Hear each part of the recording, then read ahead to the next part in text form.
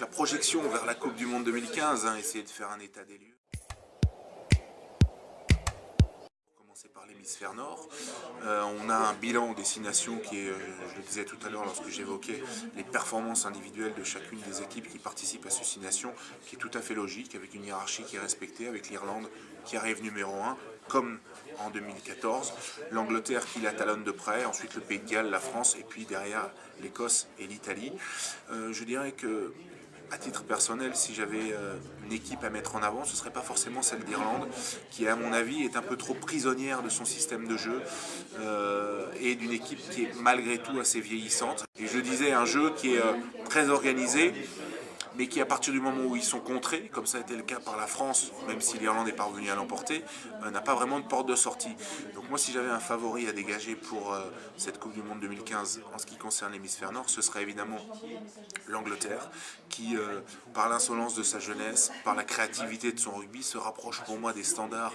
du rugby international qui gagne, c'est-à-dire un rugby international fait d'ambition, fait de prise de risque dans le jeu, fait de qualité physique et de capacité à tenir le ballon sur des séquences très longues, et qui est tout à fait le corollaire de ce que l'on voit dans le championnat d'Angleterre et aussi dans les équipes anglaises qui participent à la Coupe d'Europe. À ce titre-là, 3 équipes anglaises sont qualifiées pour la quart de finale de Coupe d'Europe, ce qui montre bien que la marmite est en train de bouillir du côté de l'Angleterre, et que dans le sillage de toute cette Coupe du Monde, on sent tout un rugby et toute une nation qui est mobilisée. Il y aura évidemment toute la pression populaire qui suivra derrière, et à mon avis, l'équipe d'Angleterre, de par les résultats qu'elle vient d'obtenir sur les 6 derniers mois, 1 an, se positionne quand même comme un grandissime favori. On sait après que l'équipe qui organise a souvent, on va dire, un certain avantage par rapport à ses adversaires, et à ce titre-là, je pense qu'il faudra être très méfiant quant à l'Angleterre. Le Pays de Galles, la France font pour moi partie des outsiders. Reste évidemment le paradoxe français qui fait que même si on est parfois un peu moribond en poule, et même dans les semaines ou les mois qui précèdent la compétition, l'équipe de France parvient souvent à se mobiliser et à trouver l'énergie et le ressort pour exister lors de la Coupe du Monde.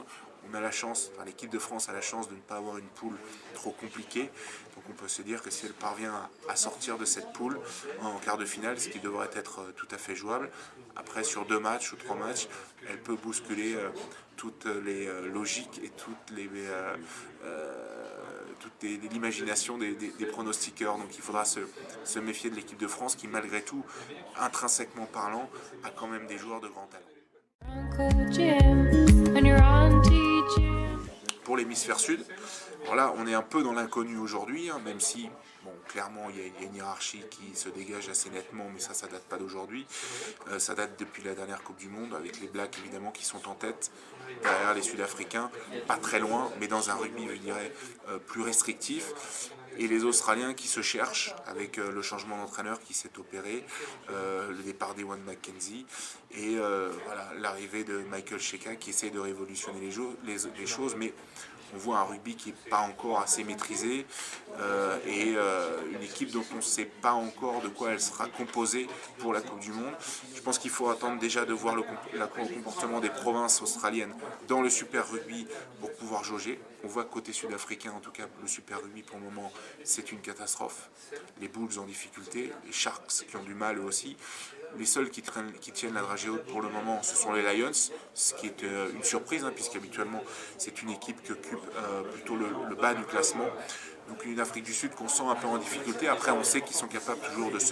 se mobiliser avec une préparation longue et un rugby fait d'engagement physique et de puissance. L'Australie va plutôt pas mal en Super Rugby avec les Brumbies et les Waratahs qui pour le moment assurent dans leur conférence australienne. Les Blacks, eux, ont la voie royale avec toujours cette richesse dans leurs effectifs, cette capacité à sortir des nouveaux joueurs, à avoir cette émulation en interne, et puis une équipe nationale évidemment qui est dans la lignée de la Coupe du Monde avec, je crois, simplement 2 défaites concédées depuis 2011, donc ce qui est absolument